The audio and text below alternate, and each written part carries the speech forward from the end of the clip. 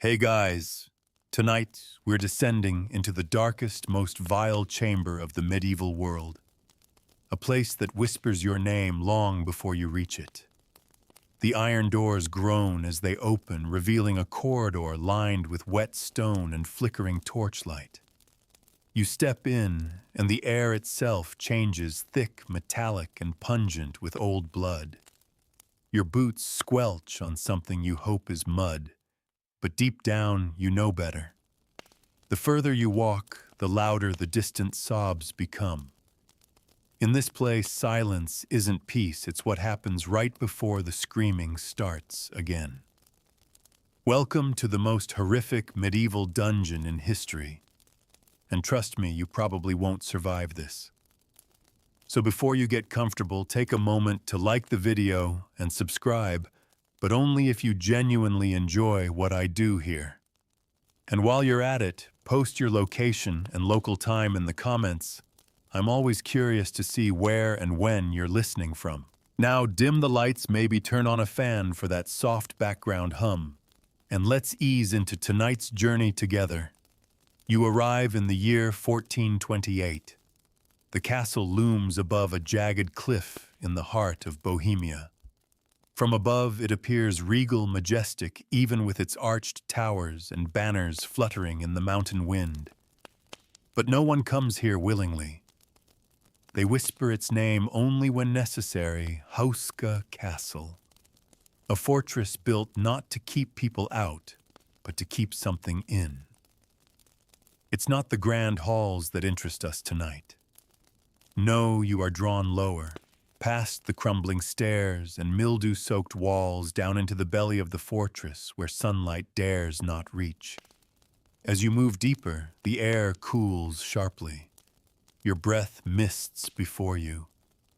A clanking sound echoes down the hall, not mechanical, not natural, like iron chains being dragged across stone by a hand no longer human.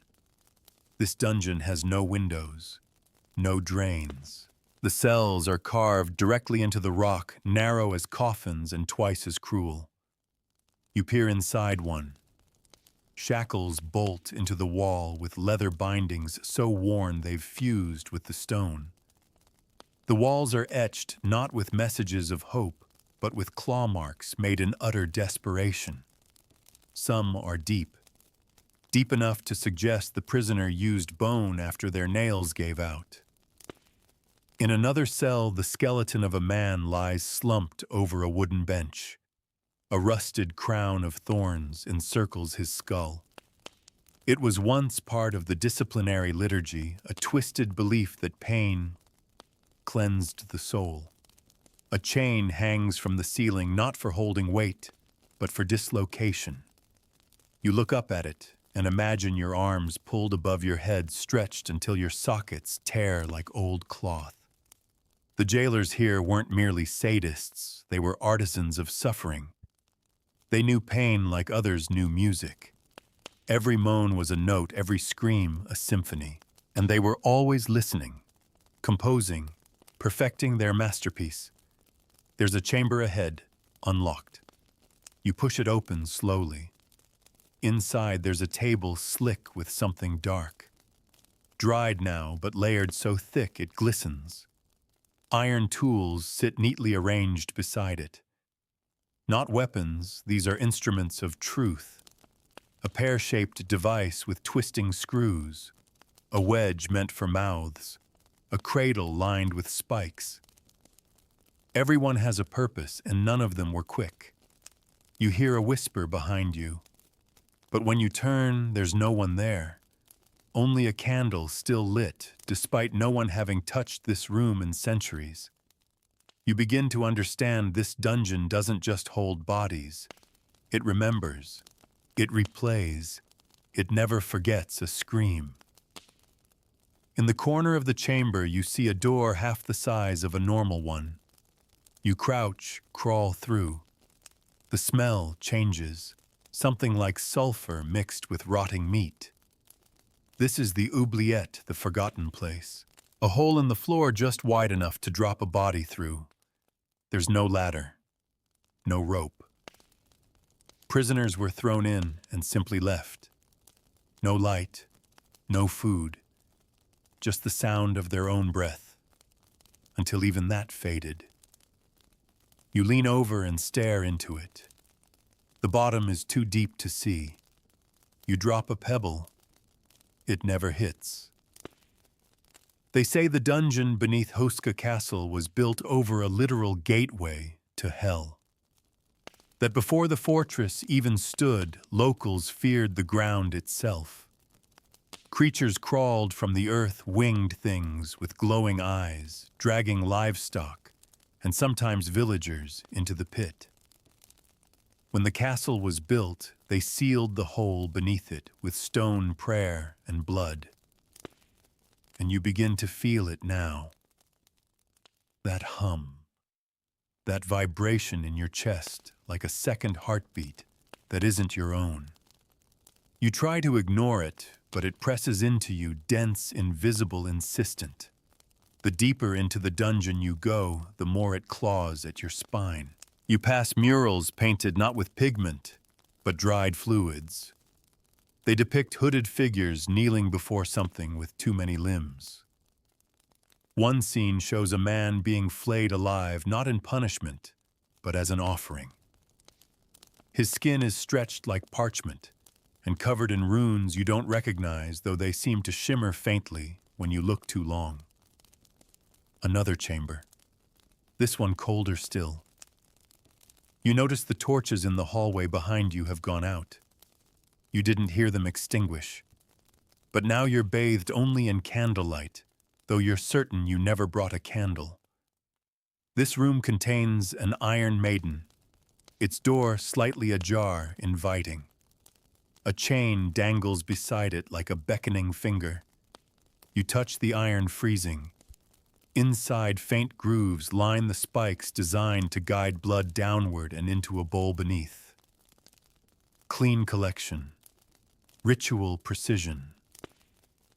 Suddenly you hear footsteps, but not yours.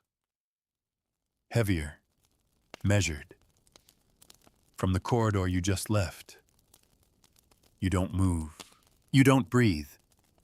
The footsteps pause just beyond the door, then retreat. You're not alone here. You never were. The deeper truth is this: the dungeon still functions. Not officially, not under flags or kings, but under older laws, darker ones. Those who disappear in the mountains, they don't vanish. They descend. And some of them are still screaming. And now so are you. You remain frozen in place, barely daring to breathe, as the retreating footsteps fade into the stone. The air around you doesn't settle. It coils tighter, as if the very walls lean in, listening. You glance back at the Iron Maiden, still open, still waiting. And for a moment, a cruel thought slips into your mind. Maybe it would be better to climb inside, at least then you'd know where the pain was coming from. But you don't. You back away slowly, one step at a time, and slide through the narrow doorway into the corridor again. The shadows stretch longer than they should. You pass torch brackets all unlit. The flame that once clung to your presence no longer follows. Instead, you're guided now by a cold light that seeps upward from the cracks between the stones beneath your feet. You wonder what's under there. You wonder if the dungeon is the bottom or just the beginning. The corridor splits ahead. To the left, a passage lined with cells. To the right, something different. The walls are lined not with stone but scorched wood, carved with Latin phrases that have been scratched out, rewritten, then scratched out again. You take the right path, because of course you do.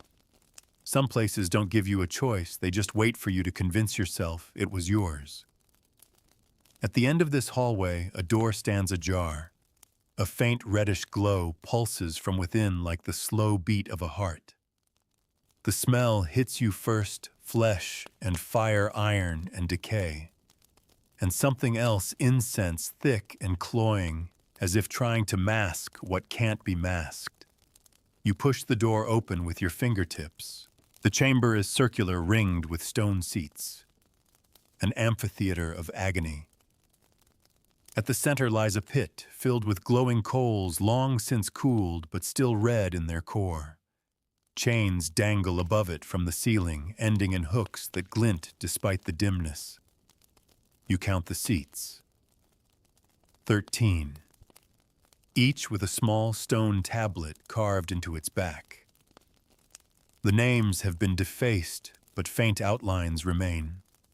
One of them looks like yours. You don't sit.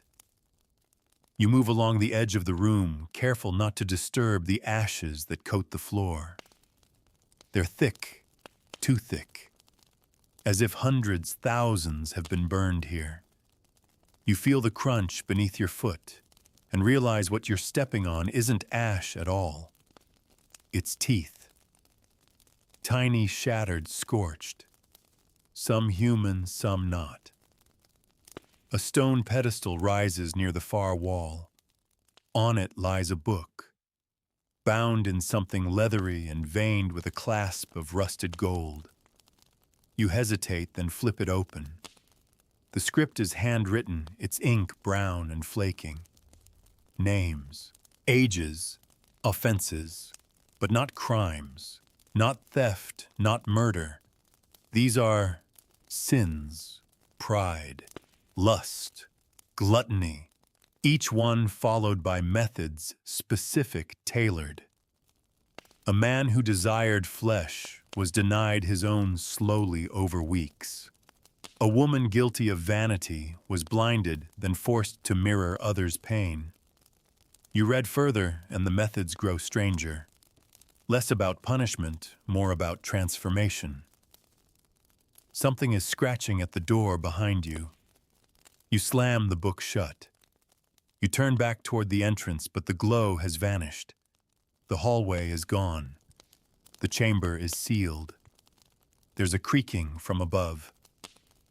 Slowly, one of the hooks descends, chain unwinding inch by inch. It swings lazily in the air, its tip brushing the coals, now flaring again with heat that shouldn't be possible. A groan echoes from within the stone itself, as though the dungeon is exhaling after holding its breath for far too long. You move fast, circle the room, press on every stone you can find. One gives way, a hidden latch. The wall shifts, revealing a tunnel barely large enough to crawl through. You don't think. You dive in. The crawl space is slick, slimy. You push forward, heart pounding. Behind you, the hook chain clinks faster now, like something eager, hungry. The air grows warm, then hot, then suddenly cold. You feel it in your teeth. Your fingers go numb. Ahead, a faint blue glow. You emerge into another room. Low ceiling, rounded walls, a well in the center. This isn't for water. Rusted handrails circle the pit. Chains lead down into the darkness below. No sound rises. You lean in, and then you hear it. Faint, distant, breathing. It's not human. It's not regular. It's not alone. You step back, but your heel nudges something. You look down. A mask. Bronze molded into a neutral expression. No mouth hole, just slits for the eyes. On the inside, nails. Dozens of tiny bent nails, meant to press inward, not to kill, but to suppress, to silence. You hear footsteps above again. Not one set this time. Several. They don't walk like guards. They shuffle drag stop suddenly. You grip the mask, unsure why. Maybe for protection. Maybe because deep down, some part of you knows you're going to need it. Behind the well, another tunnel. This one wider, carved with symbols. Some you recognize alchemy, perhaps. Others are older, writhing, asymmetrical, meant to be felt more than read. You enter, and it's there the air shifts again. Not heavier, but thinner, like it's watching you. This passage curves, deepens, the stones sweat. You run your fingers along the wall and your skin tingles. Ahead, you hear something wet, something dragging. A cell door appears on your left, oddly new, reinforced. You peer inside. There is a figure, bound, masked, breathing slowly. On the wall behind them, a phrase is etched again and again. They're still listening. You don't know who or what, but the longer you stare, the more you understand. This dungeon isn't just a prison. It's a conversation, and you've already said too much. You back away from the cell door, the phrase burned into your thoughts. They're still listening. The words loop in your mind like a whisper echoing down a bottomless tunnel. You try to reason with yourself. Maybe it was just a madman's rambling. Maybe it meant nothing. But deep inside, in that quiet, instinctual part of your brain, you know better. You move on deeper into the passage, every step sinking you further into the dungeon's design. It's not linear down here. The walls breathe with you. The stones twitch when you pass. You can feel them recording your presence like they've been waiting for someone to speak again after centuries of silence. Eventually, the tunnel widens. You're standing in what can only be described as a gallery. The walls stretch high, impossibly high, despite the fact that you're far below the earth's surface. Hung along them are portraits not painted, but stitched, fabric dyed with blood thread made from hair. Each tapestry tells a story, and each story is a tragedy. The first one shows a man, young, noble, defiant. He kneels before a hooded figure. Around him, his family shackled in chains. Beneath the image, a single sentence is embroidered. To protect the many, one must suffer completely. You stare at the scene and realize that the man is not being offered mercy, he's being chosen. The next tapestry is worse. A child strapped to a wooden frame. His eyes are wide, mouth sewn shut. Beneath it, the tongue is the root of betrayal. You have to look away. There are dozens more. Some torn, others burned around the edges as if someone tried to destroy them and failed. But every image shares the same composition, someone suffering, someone watching, and someone writing. Always writing. As though every act down here was carefully documented, measured, preserved. You turn and notice something carved into the far wall, a narrow spiral staircase descending even deeper. No railings, just slick stone and utter darkness. You begin your descent, feeling your way down, each step steeper than the last. Your foot slips once and your hand catches a groove in the wall. It's not a crack, it's a handprint. Dozens of them burnt into the stone like they were left there while aflame. You jerk your hand back. The stone is cold. But somehow the print you touched still stings. At the base of the staircase, you enter a chamber so quiet, your own heartbeat becomes thunder. It's round again. You're beginning to sense a pattern, ritualistic symmetry. The floor is covered in a spiral mosaic, made of bones, not arranged at random, deliberately placed. Long bones, finger bones, vertebrae. Human mostly. Some too small to belong to adults, some not human at all. In the center of the spiral is a dais, and on it a throne. No, not a throne. A chair of punishment. You've heard of these. The interrogator's seat. Wooden. studded with spikes, designed so that the weight of the victim drives the metal deeper into their flesh the longer they sit. But this one is different. The spikes are hollow. They connect to tubes which connect to jars. You don't need to guess what the jars were meant to collect. You walk a wide circle around it. The walls of this chamber are etched top to bottom with words in dozens of languages. Some familiar Latin, Old German, Old French. Others far more ancient. Some of the inscriptions seem to shift when you aren't looking directly at them.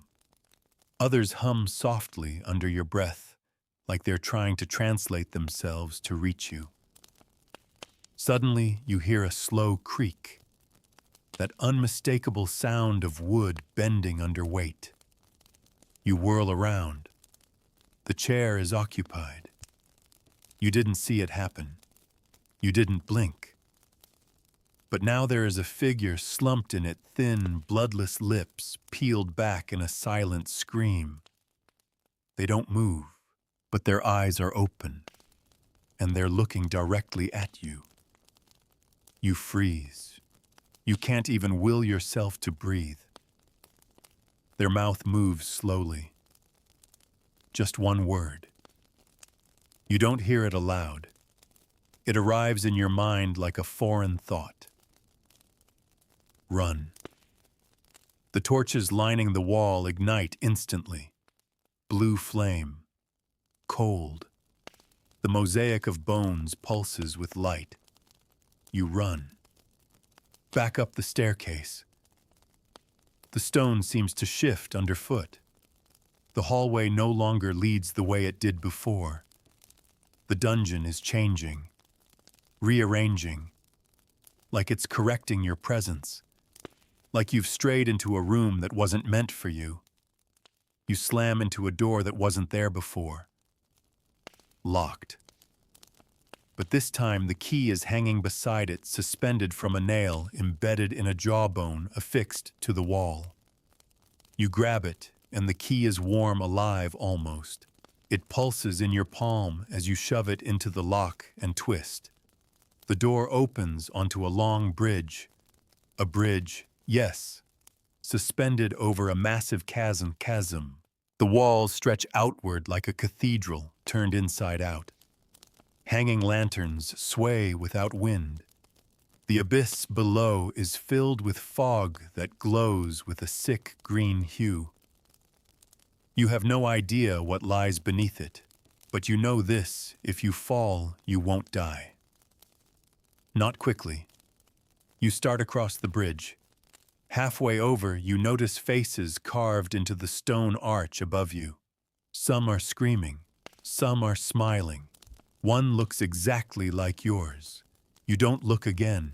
You run.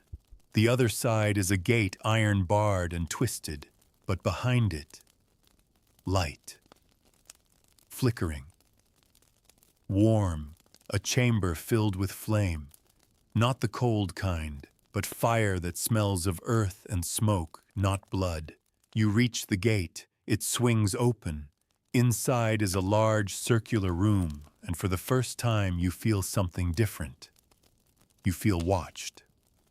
Not from behind, but from above. You lift your eyes, and there, carved into the ceiling, is a vast eye. No pupils, just a spiral. Familiar. The same one that made up the bone mosaic. There's no furniture here. No chains, no spikes. Just a circle in the floor. Clean. White marble. It radiates warmth. But this place isn't safety. It's a decision point. You've gone too far, learned too much, and now the dungeon gives you a choice: kneel or continue. And you realize whatever this place was built for, it doesn't want to kill you. It wants to keep you. You stand there unmoving, your breath shallow and uncertain. The white marble beneath your feet pulses faintly with warmth, not the comfort of a hearth, or summer sun, but something more unsettling. It feels aware, like it's testing you, measuring your hesitation. And somewhere in the unseen heights above you, sense that eye is still watching. Not carved into the stone, but alive behind it, immense, slow, blinking, patient. You look back. The iron gate behind you has vanished. No hinges, no doorframe, just smooth wall now. The bridge, too gone. You are sealed inside. Your knees tremble, not from fatigue, but from something deeper, the sense that this place doesn't trap you. It absorbs you. The dungeon doesn't keep prisoners. It invites them to become part of it. The marble circle beckons, pulsing again, warm as blood just beneath skin. You take a step forward cautiously. Nothing happens. Another. Still nothing. But the moment you place your foot on the very center of the marble disc, the floor drops. Not violently, no trapdoor or scream of collapsing stone, but like an elevator descending without support. Gravity shifted by unseen hands. There's no wind, no jolt, just slow, steady motion downward as the walls rise around you, like a shaft carved into the roots of the earth. You descend for what feels like hours, or perhaps mere seconds. Time twists in this place, curling at the edges. You feel lightheaded, your pulse steadying not from calm, but from something external. As if your heart is no longer beating on its own, but keeping rhythm with the dungeon itself. Then a thud. You stop. The marble platform halts at the base of a vast subterranean chamber. It stretches wider than any space should be able to this far underground. Columns rise from floor to ceiling, each one made of bone-stacked femurs, rib cages, pelvises, all mortared with blackened sinew. Massive iron chains hang between them, each one thick as a man's torso, swaying slowly as if breathing. And in the center of the room, illuminated by torches that cast no shadows, stands a figure. It is robed tall, unmoving, face hidden, hands folded neatly in front. You don't know how you know, but you know this is the warden of the dungeon. Not a person. Not exactly, not anymore. You step off the platform, and your footsteps echo across the endless floor. The warden does not move, yet you feel its presence sharpen, like it is shifting focus entirely onto you. Every inch of its being is wrapped in a black fabric that seems to drink the light.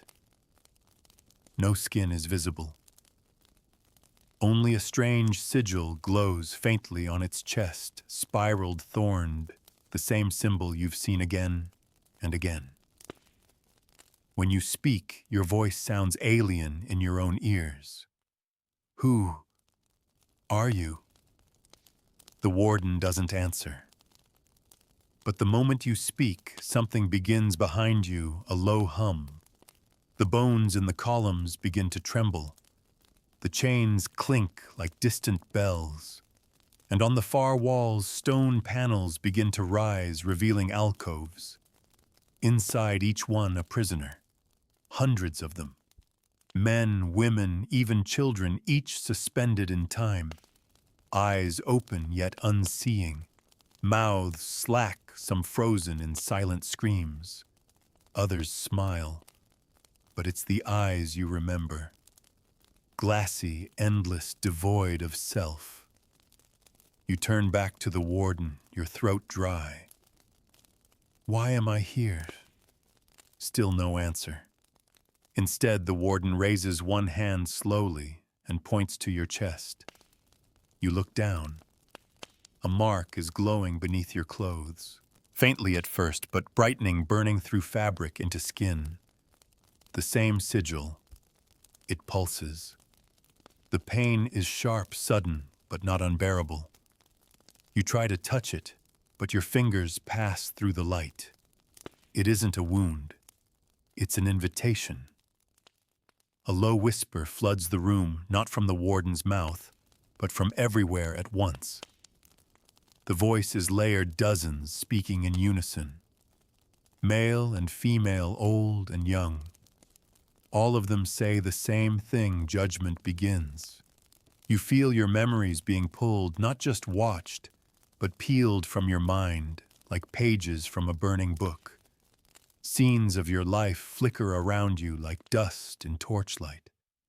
Every regret, every betrayal, every secret you thought you'd buried deep. You want to scream, but your mouth won't open. Then suddenly, silence. The images vanish. The warden steps to the side. Behind it, another doorway, arched, old.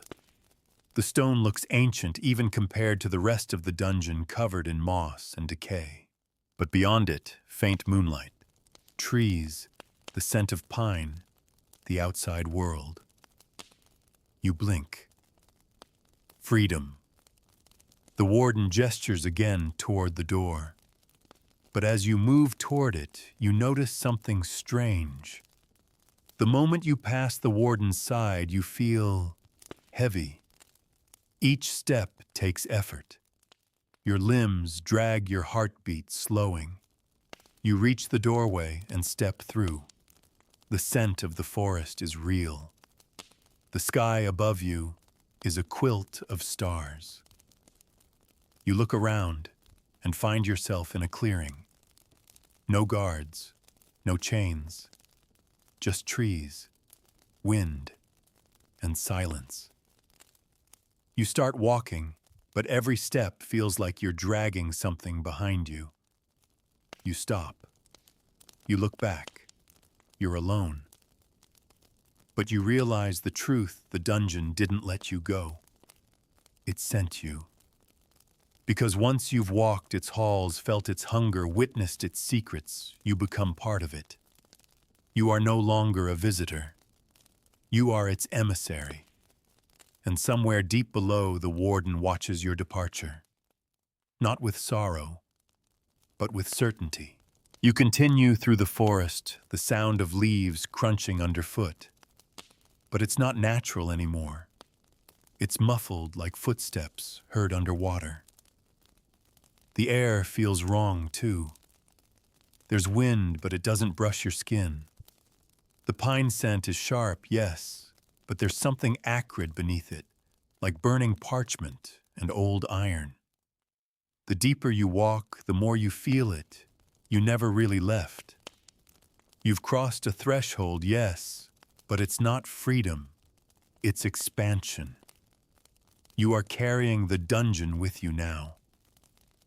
Somewhere in your mind, you try to remember who you were before this, what your name was, where you lived, but the memories come back distorted, faces blurred, voices distant. It's as if the further you walk from the stone and chains, the more of yourself the dungeon keeps. Ahead, a village appears, small. Stone cottages tucked between tree roots and crumbling walls. A chapel with a broken bell. Light flickers in a few windows, candles maybe, or fires barely burning. You approach cautiously, unsure what you're even looking for. Rest, rescue answers. At the village edge, an old man stares at you. He doesn't flinch or smile, just stares as if he's been waiting. "You've come from below," he says. You pause. What do you mean?" He points to your chest, to the mark, glowing faintly beneath your skin. It's always the same. They come through the trees, pale, changed. The mark shines like a lantern, like a warning. Others begin to appear behind him. Villagers, women, children.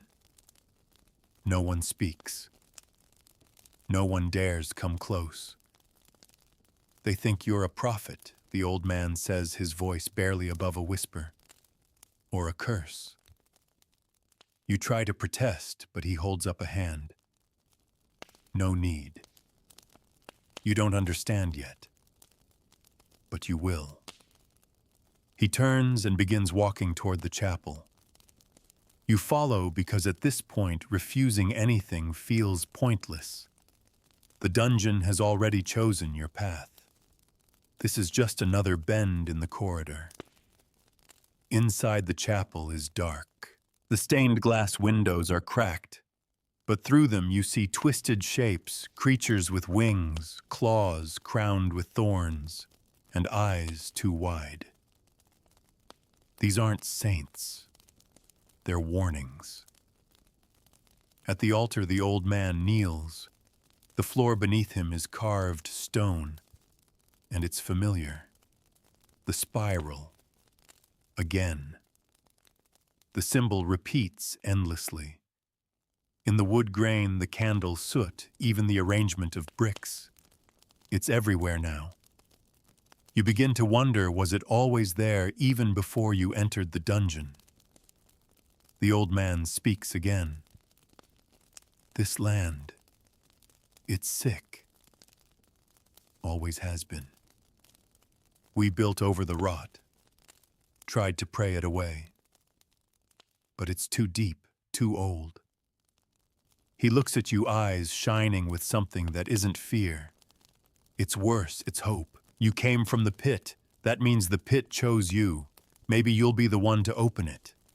Maybe you'll be the one to seal it for good. I don't want any of this, you whisper. I didn't choose anything. He sighs. None of us do. That's the first lesson the dungeon teaches. You leave the chapel, the villagers parting like water as you pass. No one touches you. No one dares. Outside the village, a single path leads into the hills. Dirt and stone. No torches. Just the moonlight. You follow it. You don't know why. Maybe to escape. Maybe to return. Hours pass. The path leads you to a small tower, crumbling but intact. A watchpost, perhaps. Its single door is unlocked. You enter. The inside is empty, save for a table, a chair, and a mirror. You freeze. It's not glass. It's polished obsidian. Tall, thin, wrong. You step toward it. Your reflection is not quite right. Your face is your own, but your eyes are darker, your smile slightly crooked.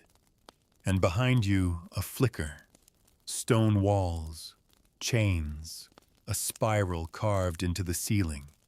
You turn. You're still in the tower, but the mirror remains unchanged. You lean closer. Your reflection doesn't move. It watches. Then it speaks. Not aloud, but inside you, just like the warden did. There is no outside. The room begins to shift. The wooden floor creaks and cracks.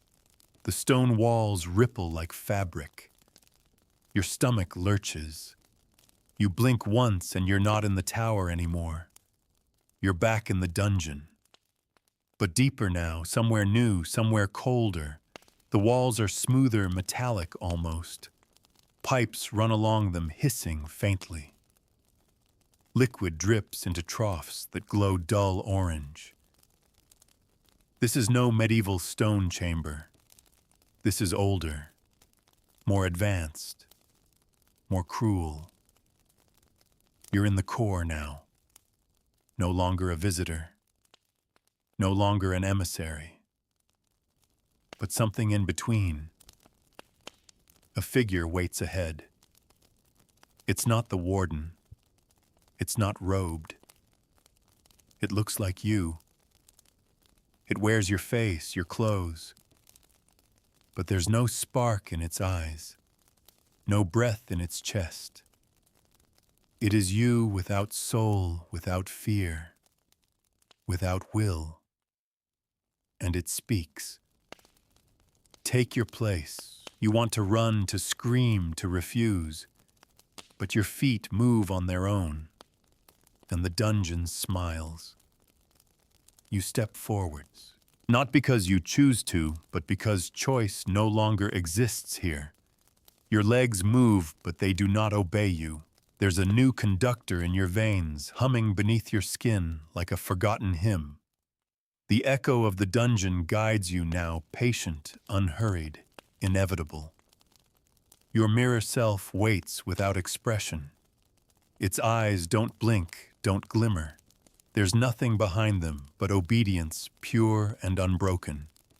You stare into your own hollowed face, wondering, is this what's waiting for me at the end? Is this what the dungeon turns us into? Behind the copy of you, the corridor yawns open, tall, wide, covered in etchings that spiral endlessly up the walls like ivy choked with secrets. It leads downward again, always down. The dungeon never rises, it only pulls. Your reflection steps aside, and you understand it isn't a guard. It's a marker, a warning, a placeholder for what you're becoming. You pass it in silence. The corridor grows colder, not the bite of winter air, but sterile surgical cold. It creeps into your bones, slows your joints. Your breath emerges in pale clouds, not from heat loss, but from something else. The air is changing you. The light shifts, too gone are the flickering torches and shadowy lanterns. Here the walls glow faintly on their own. A gray-blue luminescence as if lit by the memory of moonlight that never touched the surface. You descend a stairwell made of metal, not rusted iron or ancient bronze, but something smoother, seamless, almost organic, like the staircase itself was grown rather than built. Each step buzzes faintly beneath your footfalls, and with every level down, the hum grows louder. Then the stairs end. You step into a chamber unlike any you've seen, perfectly circular, walls paneled in that same strange metal. The ceiling so high it vanishes into a dome of shadows. In the center of the room, a platform, and on the platform, an altar. Not religious, surgical. It's shaped like a person, arms out, legs apart, grooves cut into its surface to channel blood or something else. You're not alone here either. Around the edge of the chamber stand 13 figures, hooded and unmoving, silent, watching. Not the same as the villagers, not the same as the warden. These are older. You can feel it in your teeth. Their gaze drills through you, not with cruelty, but calculation, cold, mathematical. You step toward the platform. A voice speaks, not aloud, not even in your mind. It settles into your bones. You have walked far, too far. The hooded figures do not move. You were never meant to escape. You were meant to descend. You want to run. You truly do. But running doesn't exist here. The dungeon does not chase. It simply waits. You begin to understand why people scream even when they're alone in its halls. It's not fear. It's the final defiance before the inevitable. You ask hoarsely. What happens now? The altar glows faintly. You sleep, and you serve. You laugh. You don't mean to. It escapes you dry, broken, almost hysterical. I'm not staying, you whisper. I'm not becoming part of this. The chamber doesn't respond with fury. Only silence. And silence is worse. The 13 figures part slightly. Behind them a wall shifts open. Beyond it a library. impossible in size. Thousands, tens of thousands of shelves curve in spirals that stretch into the void. Books line them, journals, scrolls, slabs etched in languages not yet born, each one pulsing softly, like a heart. And one shelf is labeled with your name. You don't want to look, you need to. You approach. There, nestled between 1,000 other volumes, is your book. You remove it. The cover is warm. You open to the first page. It begins not with your birth, not with your childhood. It begins with your arrival here. Every detail, every step, every thought, written in a hand not your own but eerily familiar. You flip ahead, pages yet unwritten, blank, waiting.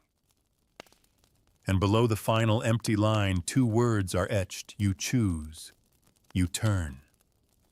The altar remains, and beside it your reflection has returned. Not emotionless this time. It's smiling, not cruelly, but gently, as if to say, you've done well. Now lie down. You approach the platform, kneel beside it, run your fingers across the grooves. They vibrate beneath your touch. The dungeon doesn't kill. It doesn't torment. Not truly. It transforms.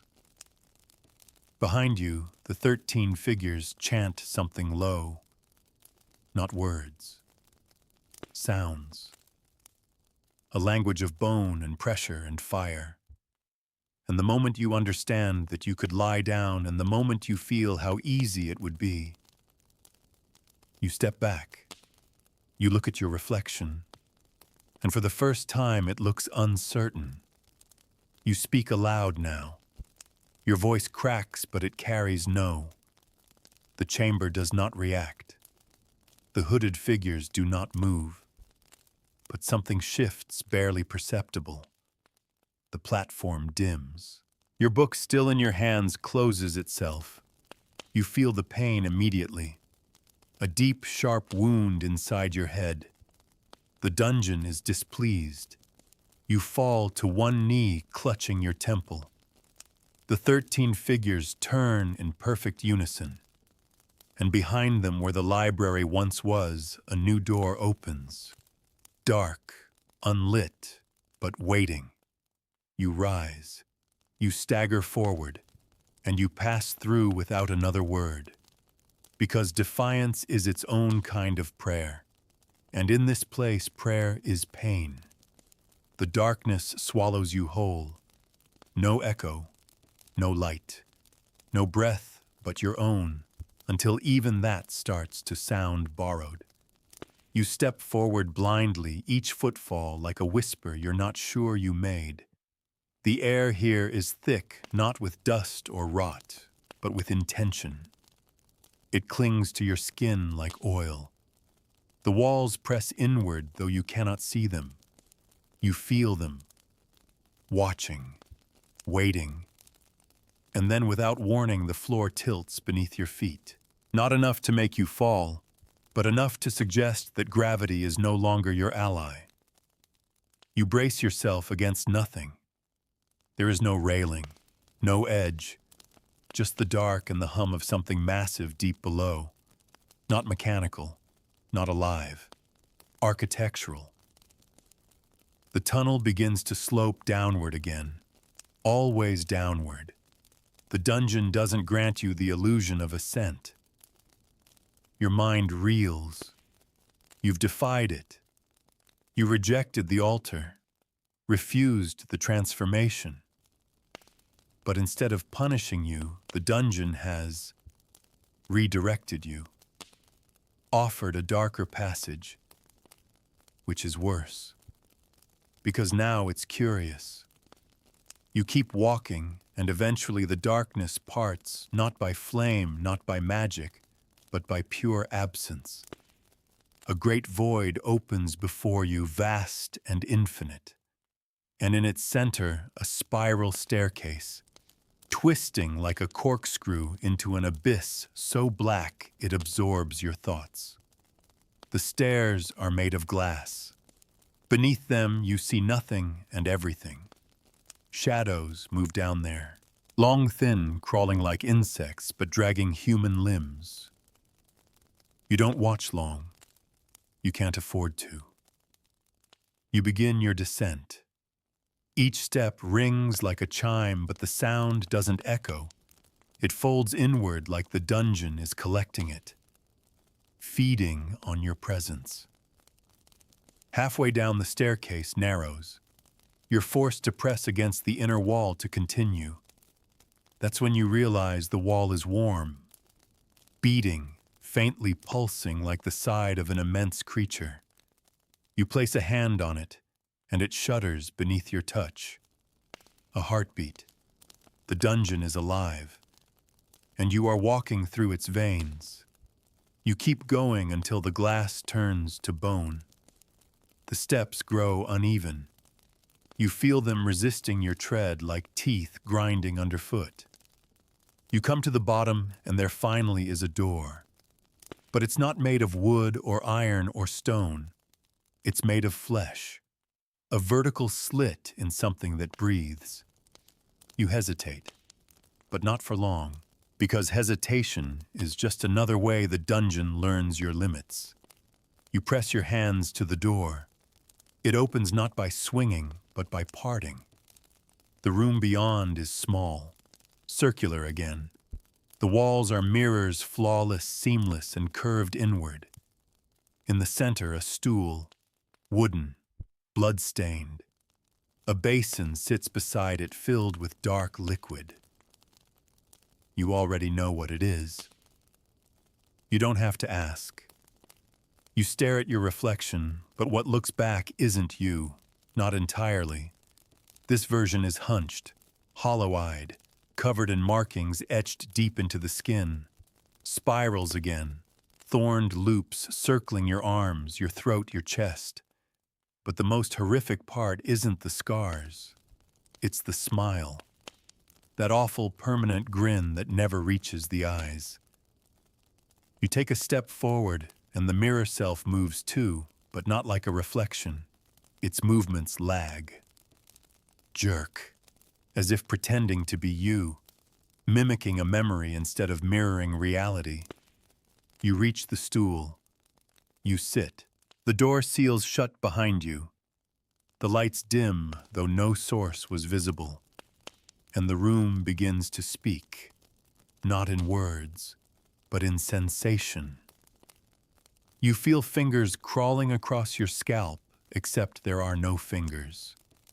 Only the suggestion of touch. You feel something sharp pressed behind your eyes, but you see no blade. The dungeon doesn't need tools. It uses your own mind. The basin bubbles. Your reflection tilts its head slowly. And suddenly you remember something that was never yours. A childhood memory. A family you've never had. A love you never knew. A betrayal that never happened, but it feels real.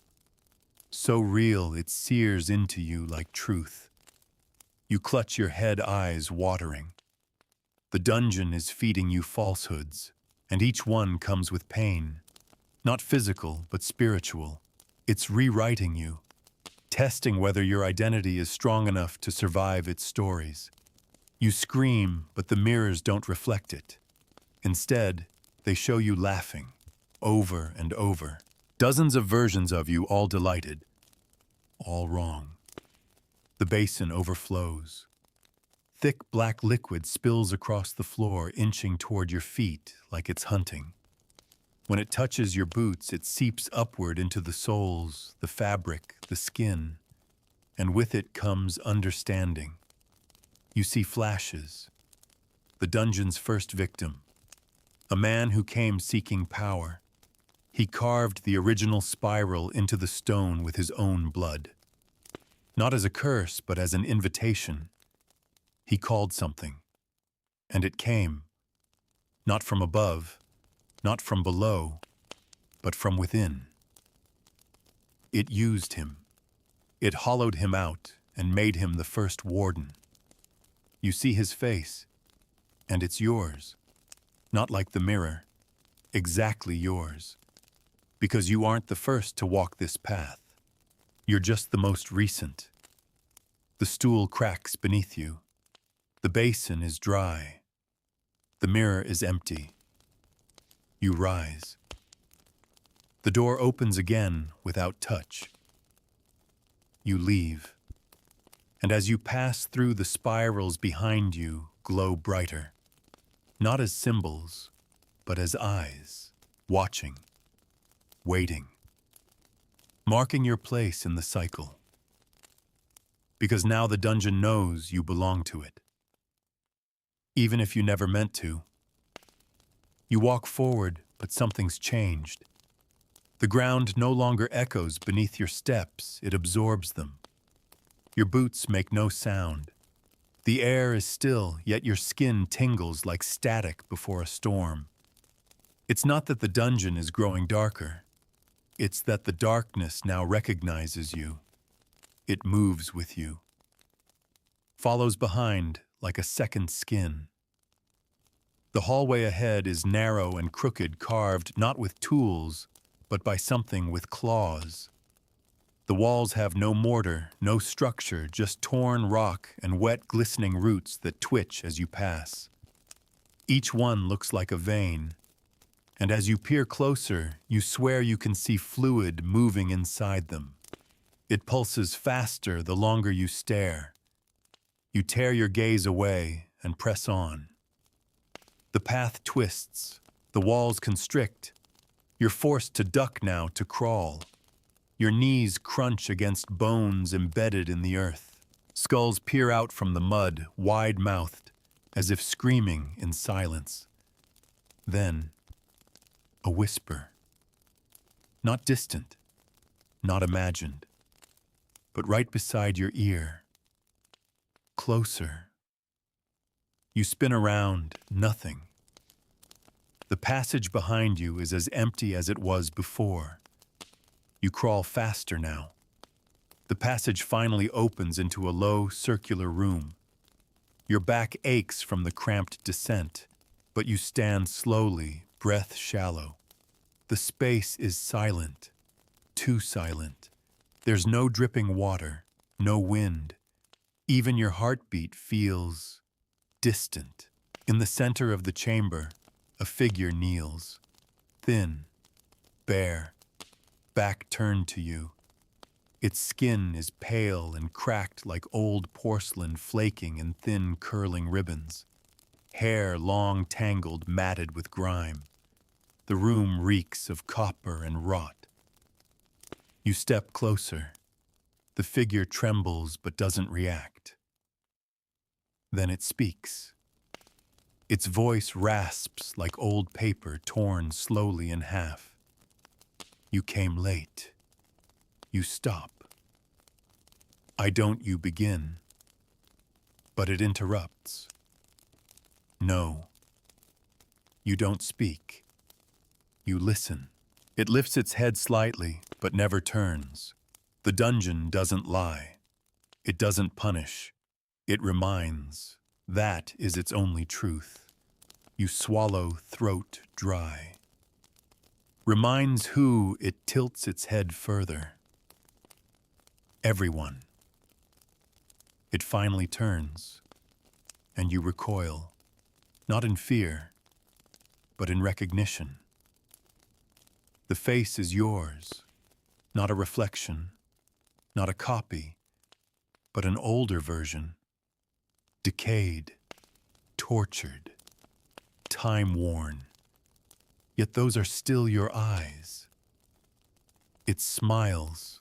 I said no once, it says, like you did. Thought I could walk away. Thought there was a door. There's always a door, but you don't walk out of the dungeon. You whisper, then what am I walking into? It crawls forward, each movement wet and cracking. The skin on its knees splits, revealing flesh underneath that doesn't bleed but steams. It reaches out and places a hand against your chest, right over the mark. You feel warmth, then heat, then fire, and then nothing. For a moment, your senses vanish. Sight, hearing, smell, even gravity.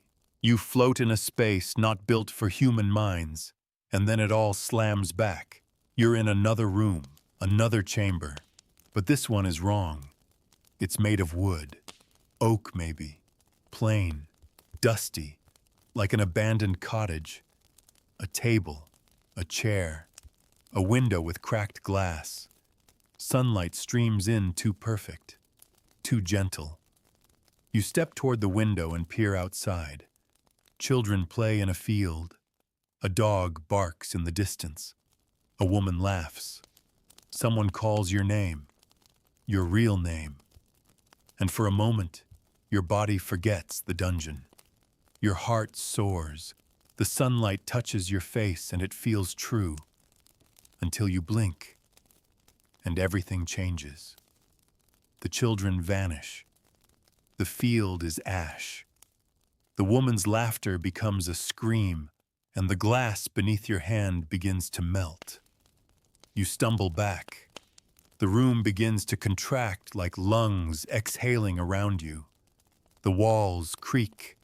The wood peels like skin from old fruit.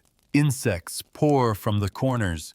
Dozens, hundreds, spiders with human eyes, centipedes made of tiny hands. They swarm, not biting, but watching. The door slams shut. You spin, panic building, and in the corner the kneeling version of you has returned. But now it's smiling wider. You back away. The walls groan louder.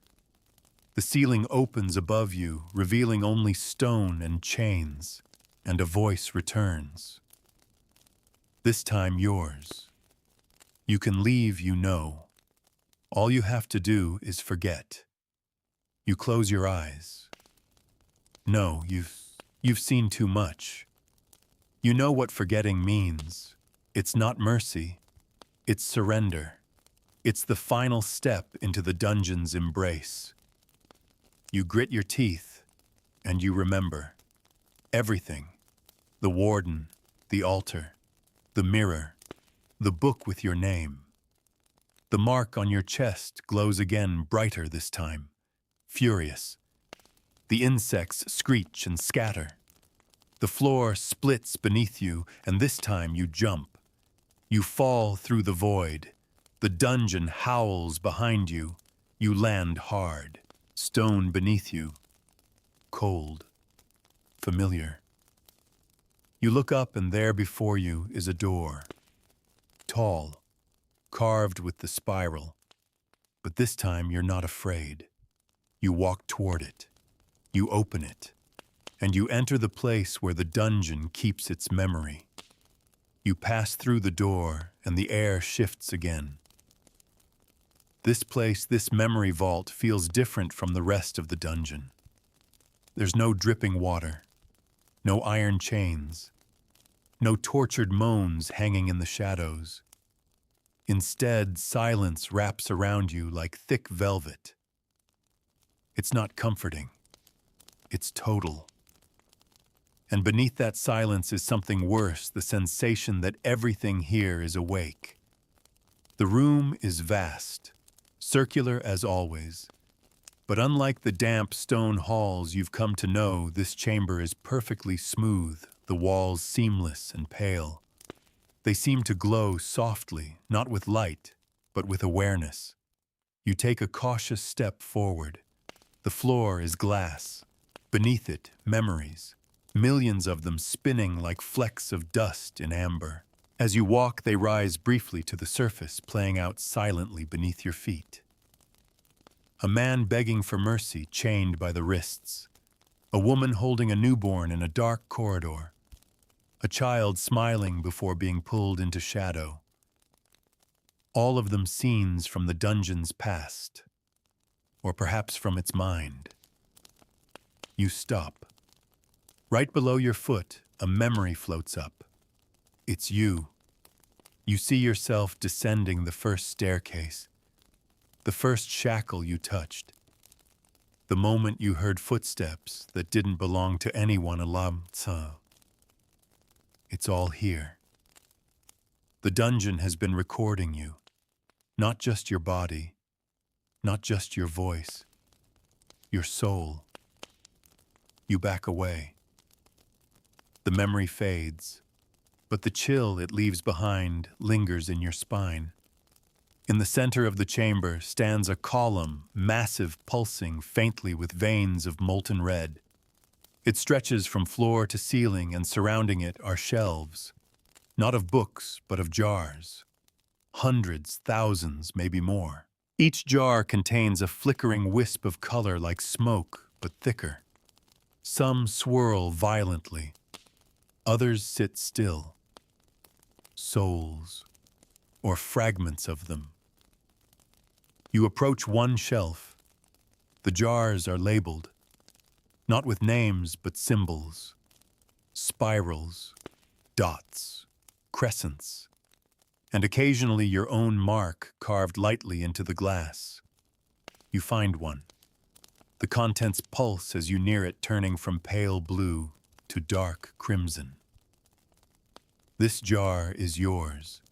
You reach for it, but your fingers stop just shy of touching the glass, because deep in your chest, the mark flares, angry, protective. The dungeon does not want you to take your memory. Not yet. Not while it still owns it. You step back. Behind you, a sound. At first, just a faint shuffle, then footsteps. Familiar. Too familiar. You turn, and there you are again. The version of you that smiled in the mirror. But now it's changed. No longer a simple echo. It's dressed like you, moves like you, breathes like you. But its eyes are all wrong, empty, as if scraped clean. It speaks. You are not a prisoner here. You hold your breath. You are a seed. The air thickens. The dungeon doesn't trap souls. It grows them, twists them, then sends them out to take root elsewhere. You take a step back, heart pounding. It continues. You were never meant to die here. You were meant to carry it forward, like all the others before you. The chamber darkens. All the jars flicker at once. Some crack, some shatter. The glass under your feet begins to hum, a low, teeth-chattering vibration. The reflection, you raises a hand and points toward the center column. And for the first time, you notice it's bleeding. Thick black fluid runs down its sides, oozing from unseen cracks. And in it faces, shifting, moaning, begging. The dungeon doesn't have walls. It doesn't have chains. It has you. You run, not out of fear, but clarity. You understand now. The dungeon doesn't want worship. It wants presence. It feeds on movement, emotion, memory. It spreads through people like a disease. It doesn't live beneath the ground. It lives wherever someone remembers it. And now, you've remembered too much. You reach a door at the far end of the chamber. No lock, no spiral, just blank old wood. You fling it open and fall forward into a room of mirrors. Every wall reflects you, but none are the same. One version is crying. One is screaming. One lies broken on the floor. One smiles calmly, blood dripping from its hands. They all turn to you at once, and in perfect unison they say, "It's time." The mirrors ripple. The reflections step out. You don't fight. There's no point. They surround you, circle you, whisper things you thought no one knew. shames, secrets, memories not even you believed were real. You drop to your knees, clutching your ears, and still they whisper. But then, silence. They're gone. All of them. The mirrors are empty, you stand. The mark on your chest burns again, and the room shudders. A final door opens before you, and on the other side a throne. Not iron, not stone, but bone. Stacked high, polished, waiting. And above it in letters too ancient to belong to any language, something is carved. One must remember. One must rule. You take a breath, and you step through. Because now you understand. The dungeon doesn't choose wardens. It creates them. The moment you step into the throne chamber, the air changes. Not heavier, not colder, just still. As though the very molecules around you have been frozen in awe. The silence doesn't feel empty. It feels devout. Like you've entered a place meant only for eyes that have seen too much. A sanctum of memory and rule. And at the center, atop a dais of steps that spiral upward like vertebrae, is the throne. It towers, built from countless bones, every one bleached, carved, polished smooth by time and pressure. Spines woven together to form the seat. Arms forged from femurs curved like talons. A high back crowned with skulls, some human, some not. The throne doesn't wait for kings. It builds them. You stand at the base of the steps, pulse thudding in your ears. The spiral symbol is etched into the stone floor over and over, faint but unending. You can't tell if the marks are ancient or forming as you stare. You look up. The chamber dome stretches high above, where a single shaft of pale light shines straight down onto the throne's seat. There are no torches here, no fire. The dungeon lights its sovereign the way a cathedral lights its altar, with reverence, not warmth. You don't want to climb the steps, but your body does. One foot moves, then the next. Each step vibrates under your boot, as though the bones themselves hum with memory, as though they recognize you, accept you, or perhaps summon you. Halfway up, you pause. Behind you, the door you entered is gone. Of course it is. There's no turning back from the throne. And yet there's no fear now. Not exactly. Just inevitability. You are becoming the final piece in a puzzle older than the dungeon's stones. A question no one ever meant to ask. You reach the top. You stand before the throne. And it is vast. You sit. The instant your body touches the throne, everything stops. No air, no time, no self, just stillness. Then the flood begins. Not water, not blood, but memory. It doesn't trickle, it pours. Every life the dungeon has ever touched surges into you. Thousands upon thousands. Centuries of agony and desire, hope and surrender. You feel the weight of every prisoner who wept in the dark, every jailer who twisted the blade, every soul that screamed its truth into stone. You feel the originals, the first builders, the ones who carved the spiral into flesh before they carved it into walls, who believed that pain was a kind of language, one that spoke directly to the divine. You see their rituals. You hear their chants. You become their memory. And in the center of it all, you feel it. The heart, not metaphorical. A real massive ancient thing. It beats below the throne. Not with blood, but with will. The will of the dungeon. And now that you're seated, it speaks to you not in words, but in understanding. You are not its master. You are its mouth. You will remember for the world what it dares to forget. The bone beneath you shifts, tightens, pulls you downward, not to crush, but to root. The throne is not a seat. It is a seed bed, and you are being planted. But something is wrong. The mark on your chest flares brighter than ever. It glows hot, not just with power, but with resistance. You cry out, clenching the arms of the throne as visions surge through you. A young woman descending a staircase, whispering your name. A candle held in trembling fingers. A door hidden beneath a chapel. A hand reaching toward the light. You see them.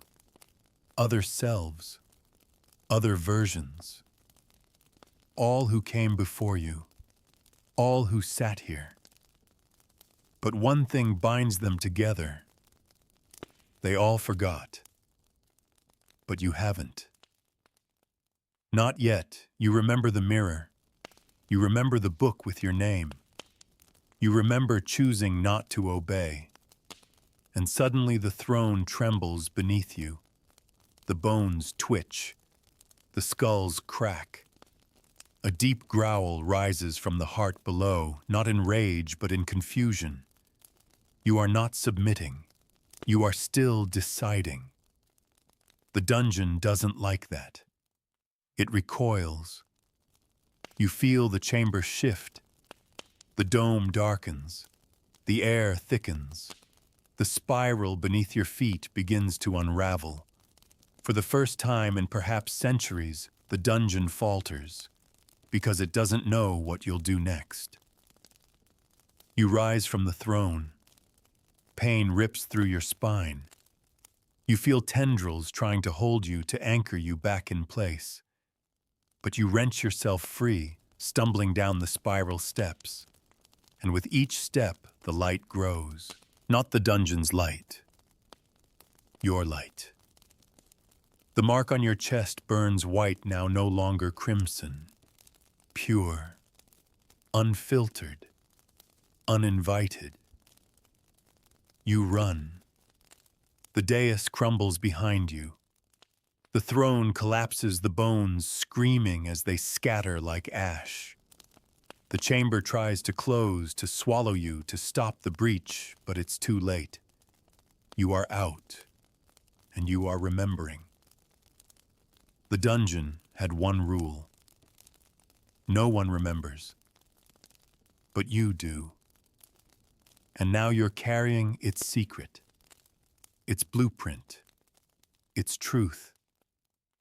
And truth in a place like this is the sharpest blade of all. You're running through a tunnel that didn't exist moments ago, hewn from broken roots and cracking stone, the dungeon warping around your defiance. It tries to close the passage behind you, but it's slow. Too slow. Not because it's weak, but because it's confused. And the dungeon does not tolerate confusion. Its perfect cycle suffer, forget, transform has fractured. Because you remembered. Because you resisted the throne. Every footstep echoes like thunder, though your lungs burn and your chest sears with heat. The mark, that cursed spiral, once red and dim, now glows white-hot like a brand fresh from the fire. It isn't just light.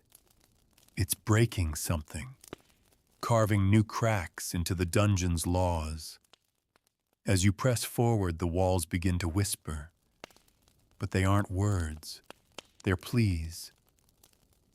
Faint voices emerge from the stone, the floor, even the air for desperate murmurs clinging to your ears like smoke. Take me with you. I remember. Don't leave me behind.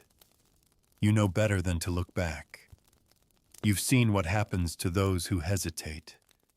Still, their voices crawl through your thoughts like vines through mortar. And then, just ahead, a flicker of light. But this time, it's not a torch's flicker. It's not that cold chemical glow you've seen in the deeper chambers. This is sunlight. Real golden warm sunlight. It spills down a narrow flight of stairs that spiral upward. The first upward path you've seen. You climb, fast, breathless. Your legs scream, but you push forward. The steps crumble slightly beneath your feet, like the dungeon is trying to erase them as you ascend. But you're too quick now, too focused. You burst into a hallway. Stone. Familiar. And up ahead, a door. Wooden. Cracked. Real. You know it. You've been here before. It's the entrance. The very first one you stepped through before all this began. But something's wrong. The light leaking through the door flickers daylight and shadow flicking back and forth like a heartbeat. And something stands in front of it. Your reflection again. But it's different. No longer passive. No longer smiling. It's armored now. Thick black plates wrapped in chains. Its face is hidden behind a spiral-etched mask, but you feel its eyes locked on you. A sword hangs at its side, not rusted like the others you've seen. This one is polished, sharp, ritualistic, and it speaks with your voice. You don't get to leave and take it with you. You raise your head, sweat dripping from your brow. I'm not taking it, you say through gritted teeth. I'm freeing it. It tilts its head. Freeing what? The memories, the truth, they'll only rot out there. The world isn't built to hold what's in here. That's why the dungeon exists, to contain it. You step forward. It draws the sword. If you walk out that door, it says you tear open a wound the world forgot it had. You place your hand over your heart. The spiral burns brighter than ever, I know. And then the battle begins. Not with swords, not with fists, but with memory. Your own thoughts turn on you. Regret stabs into your chest. Shame claws at your eyes. Guilt curls around your throat. Every mistake you've made floods your mind like a tidal wave of accusation. But you don't let go. You hold on. You remember. The faces, the mirrors, the child under the stone, the blood-filled basin, the spiraling steps. You own it all. And that's when the reflection falters. It steps back the sword, dropping to the floor with a clatter that shatters the silence. You don't strike it. You don't need to, because it was never your enemy. It was your final test. You reach the door. Place your hand on the worn, splintered wood. The mark glows once more, and then fades. It's gone. Completely. You look down. Only skin remains. You open the door. The sunlight hits you like a baptism. The warmth is almost too much. Your eyes sting, your skin prickles. You step out, and you're standing on the mountainside just beneath the crumbling shadow of Huska Castle. Birds wheel in the sky above. Trees sway in the wind. The world moves. And it doesn't scream. You fall to your knees. The dungeon is behind you, but it isn't. You feel it still, like an echo lodged in your spine, like a stain under your nails. It didn't follow you, but it left its fingerprint. You hear a voice, faint, fainter than ever. Now remember. You nod, because you will. Because someone has to, and because once you've sat on the throne even for a second, You are never just a person again. You are a witness. You are a warning.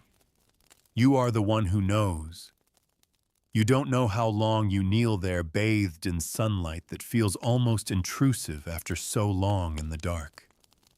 It brushes your shoulders like a stranger's hand, familiar in theory, but foreign to the skin.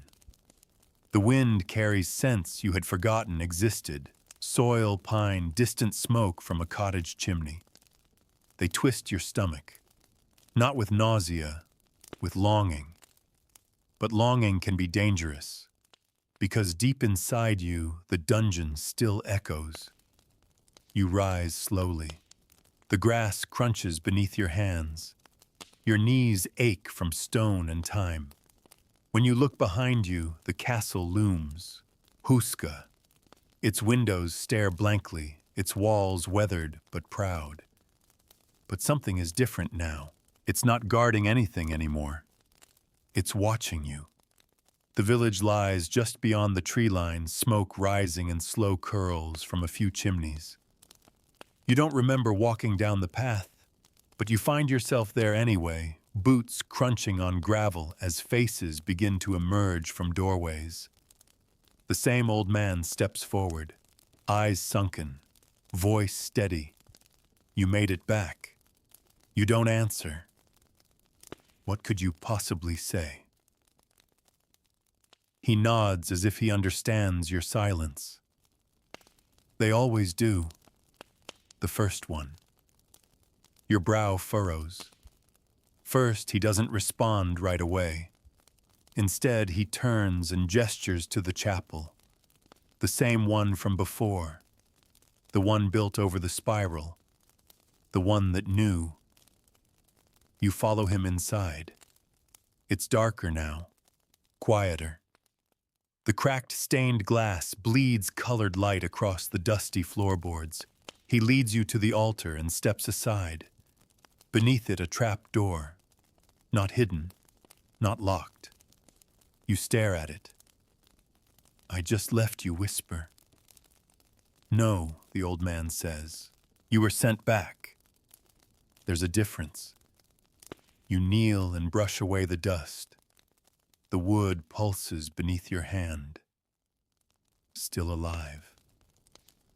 Still aware. You pull it open. Below, nothing but shadow. But you know that shadow now, intimately. Why me, you ask? He places a hand on your shoulder. You weren't chosen. You glance at him. He smiles gently. You survived. You sit in the chapel for a long while after he leaves the trapdoor open, the breeze ruffling pages of a Bible no one reads anymore. You don't cry. The dungeon took your tears long ago, but your hands shake. You stare at the mark on your chest, the one that had burned so brightly just hours ago. Gone now. But something else has replaced it. You pull your shirt down slightly and see it. A new mark. Not the spiral. Not a symbol. A word. Burned in faint white, raised like scar tissue. Witness. You step back outside. The villagers don't look at you. They don't need to. They already know what you are, and they know what comes next. You walk. No one follows. The road takes you through woods, through plains, across rivers. Each village you pass is quieter than the last. They sense you before they see you. Children go inside. Dogs howl and hide. Church bells ring once, not for prayer, but warning. Your reflection changes. Shadows grow under your eyes. You smile less. You listen more because you hear the voices. Not always. Not clearly. But sometimes in the whisper of wind, in the creak of a door, in the silence between footsteps, you feel it. The dungeon, still whispering, still waiting. You stay in inns. You avoid sleep. You eat only enough to survive. Because when you close your eyes, the throne waits behind them. Always. And one night you dream. Not a nightmare. A vision. You walk into a room made of glass. In its center, a child sits on the floor, drawing spirals into the dirt. They look up. Their face is familiar. Yours. You forgot something they say. You shake your head. I remember everything. They smile. No. You forgot to write it down. You wake with a jolt, and you know what you must do. You find pen and ink. You find parchment, and you begin. You don't write as a warning or as a call for help.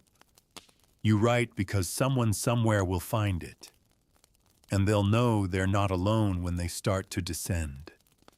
Because that's how the dungeon survives. Not just with prisoners, but with stories. Whispers passed from one trembling voice to the next. It doesn't need walls or chains. It needs only memory. And memory is exactly what you've become. The parchment beneath your fingers feels impossibly fragile.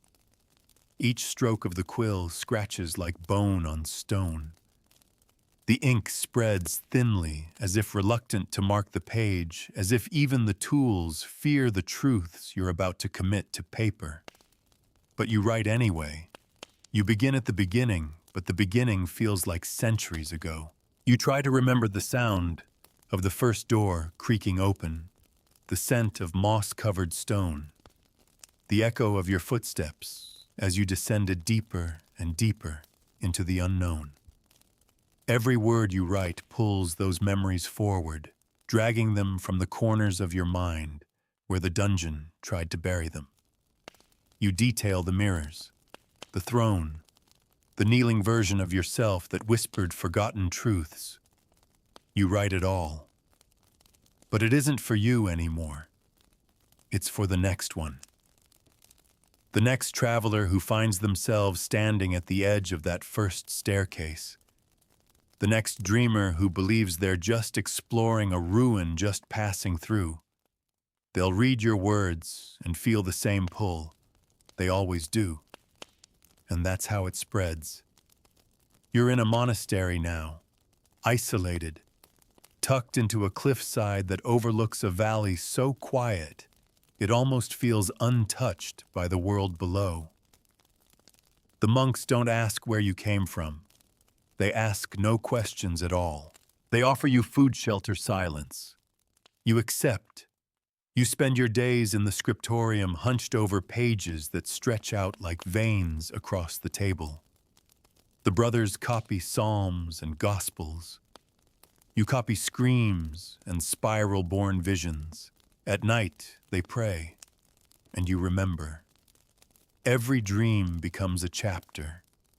Every nightmare becomes a footnote. But it's not just your story anymore. It's theirs, too. You see faces now in flickers. A woman with braids who screamed until her voice bled. A child who held their breath for 3 days just to avoid hearing the whispers in the walls. A man who took the throne willingly and smiled as the bone claimed him.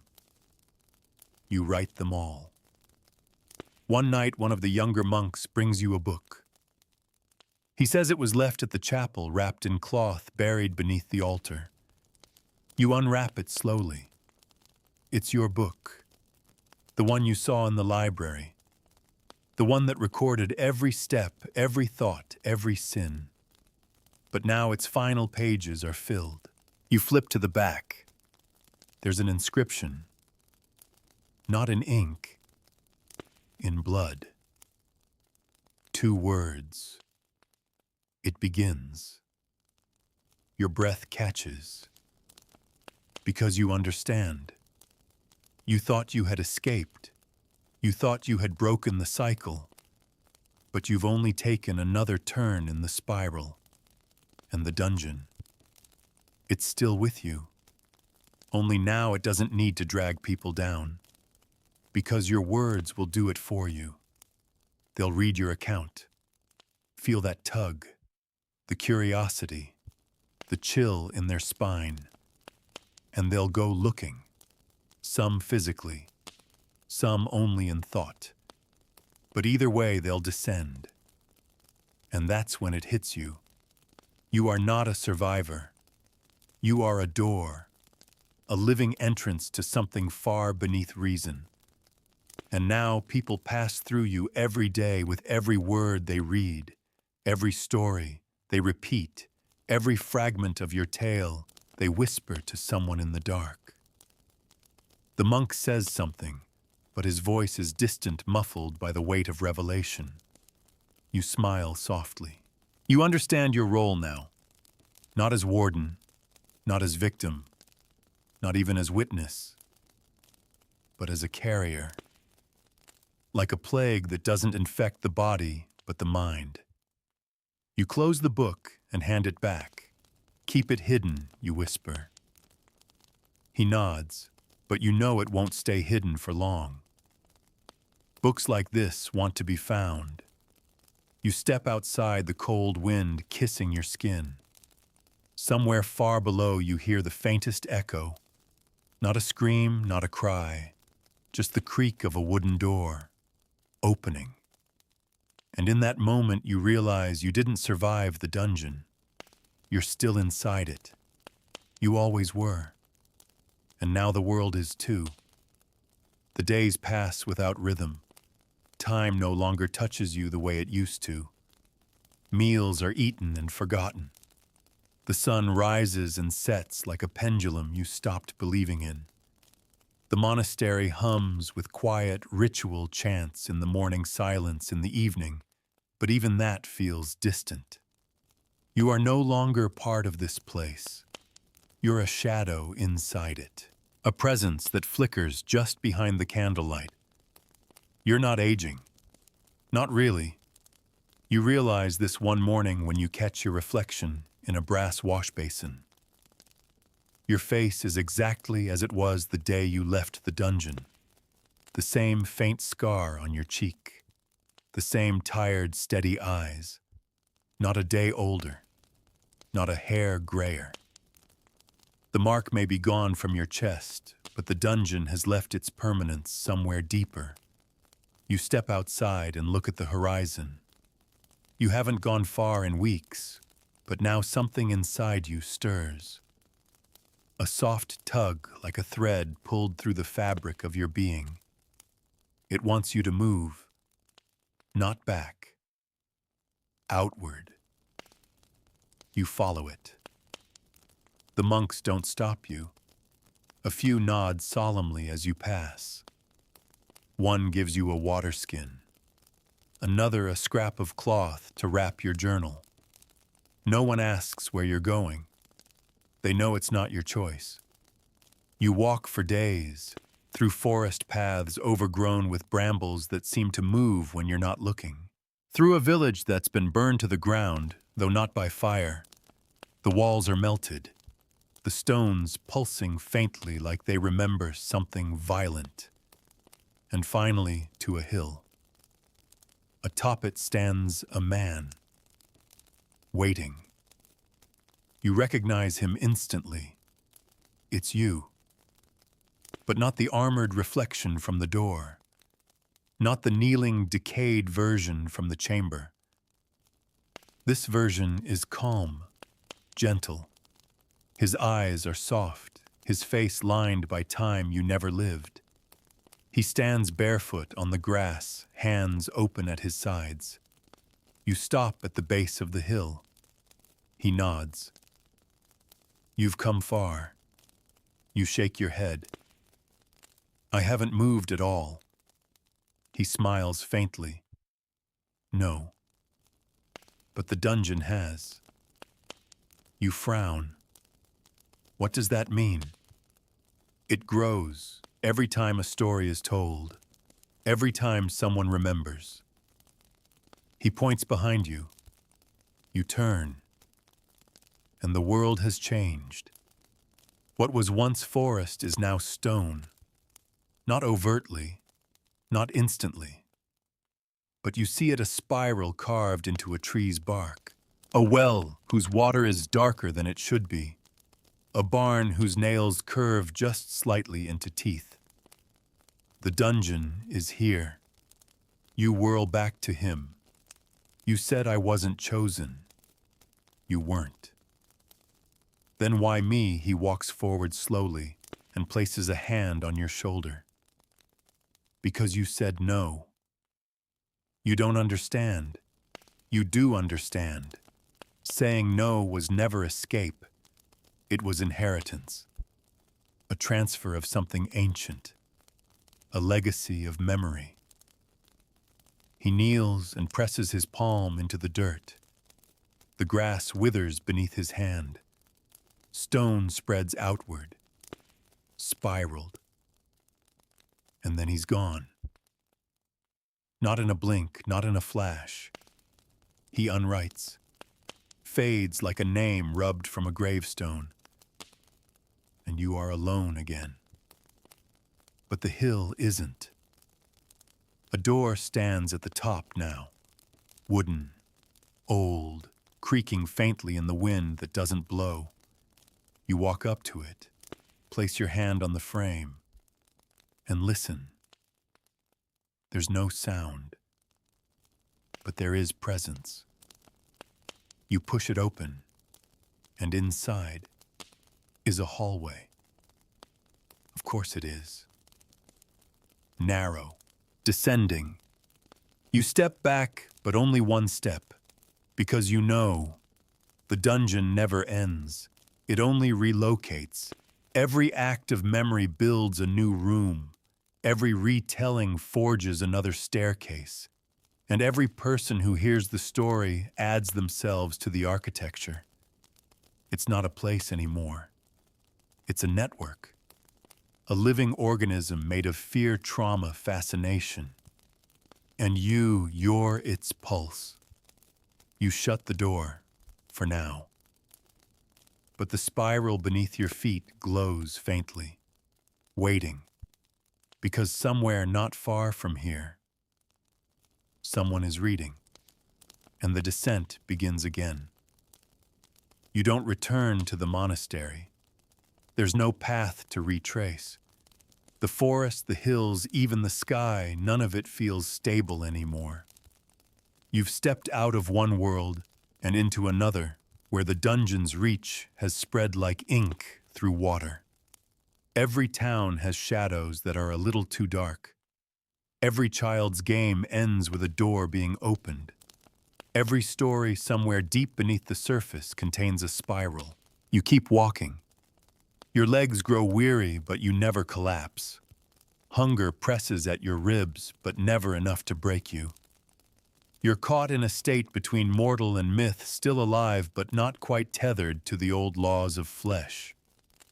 In a forgotten village, name scraped from the stone, an old woman finds you sleeping beneath a ruined fountain. She wakes you with a hand on your cheek. She says nothing, only places a tattered scroll in your lap. On it, the spiral. You don't ask where she found it. You don't need to. She simply says, "They're asking for you," and walks away. You unroll the scroll. It's not parchment, it's skin. Human. You recognize the handwriting. It's yours. But you don't remember writing it. The words aren't instructions. They're not a plea. They're not even a story. They're a map. Not geographic. Spiritual. You trace the lines with your finger and your breath catches. The spiral is not a symbol of imprisonment. It is a guide, not to escape, but to understanding. And somewhere in the center of it, beneath all the pain, the memory, the fear, lies a question. If you could unsee it, would you? You stare at the scroll for hours, and when you finally answer softly aloud, the earth beneath you shifts. No. The dungeon hears you. Of course it does. The sky above you flickers. You blink and the world stutters. You are in a city now, bustling, modern. The steel and glass shimmer in the light of 1,000 neon signs. But in the reflection of every window, you see its spirals in headlights, in graffiti, in logos on coffee cups. The dungeon has moved in, quietly, patiently, through memory, through you, and you realize the stories you've written, the words you've whispered, the truth you've carried, it's all gone out now. Like spores on the wind. There's no going back. A child in a bookstore finds a journal tucked between dusty shelves. They open it. On the first page, a drawing of a door. On the second, your name. And on the third, in handwriting, small and deliberate, you are the next witness. You close your eyes. Because you feel it again, the spiral calling. Not to return, but to grow, to teach, to infect. And somewhere far below this city, a new door has opened. A new hallway twists downward, and someone is walking toward it. Someone just like you once were.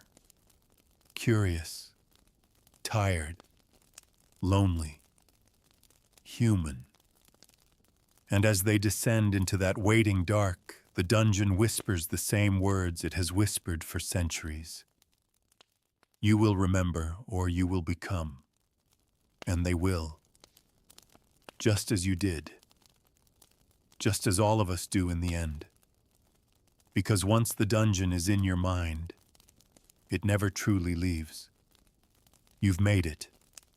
You've reached the end of the journey. Or maybe not. Maybe the dungeon still lingers just beyond the corner of your room, in the patterns of your ceiling, in the soft hum of your fan. That spiral, that idea, it doesn't need iron doors or stone floors to exist. It only needs your memory, your imagination. But that's okay. Because this is the part where your body gets heavier, your eyes softer. The part where your breath slows, your thoughts untangle, and the sounds around you begin to fade into the quiet rhythm of sleep. You're safe now. The spiral will wait. You don't have to descend any further tonight. Let your mind drift not into a dungeon, but into a calm field or a quiet sea, or a stretch of stars that ask nothing of you. You've done enough for one evening. And whatever dark halls you've wandered in your thoughts, remember, they were only stories. Just whispers shaped like fear. And you are still here, still whole, still breathing. So go ahead. Close your eyes. Sink into the mattress. And let the spiral rest for now. You'll be here when morning comes, and the dungeon will remain exactly where it belongs, in the dark, unseen, unspoken, unmoving, at least until you remember again.